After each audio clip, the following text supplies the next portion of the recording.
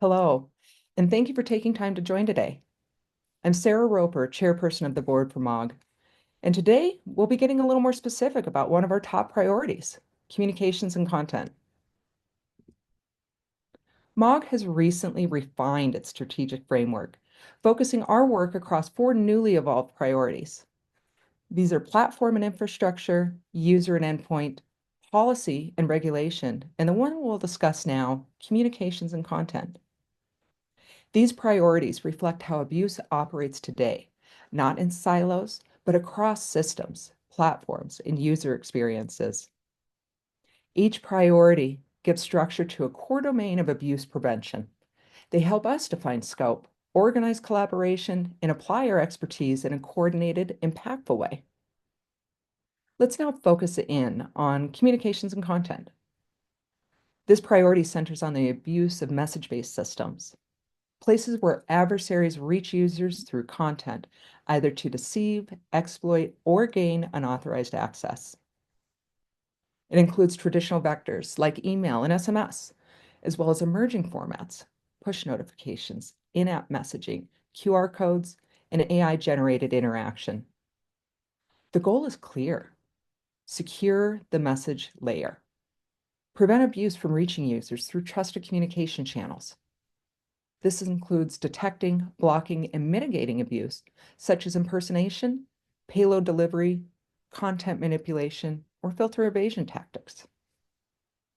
Our scope includes both inbound and outbound flows, and the abuse of trust, branding, and reputation signals within content. This evolved priority expands on prior work in email hygiene, phishing defense, and sender reputation, but now goes broader and deeper. For example, we're looking at how adversaries use lookalike domains to impersonate legitimate senders, craft AI-generated phishing messages that evade language models and filtering heuristics, abuse QR codes in emails, flyers, or screens to redirect users to hostile payloads, embed malicious content in rich media, documents, or shortened URLs. We also examine how threat actors leverage sender reputation systems or mimic platform-native messaging formats to bypass user skepticism. These are not theoretical risks. They are happening at scale. And because content abuse is dynamic, adaptive, and often multi-vector, we must approach this space through shared expertise. This is why the communications and content priority exists. We also examine how threat actors leverage sender reputation systems or mimic platform-native messaging formats to bypass user skepticism. These are not theoretical risks, they are happening at scale. And because content abuse is dynamic, adaptive, and often multi-vector, we must approach this space through shared expertise. This is why the communications and content priority area exists.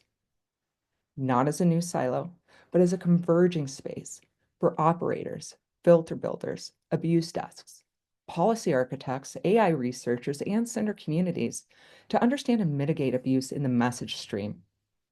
We're focused on guidance, real-world case studies, and collaborative tooling to identify, classify, and suppress harmful content before it reaches the user.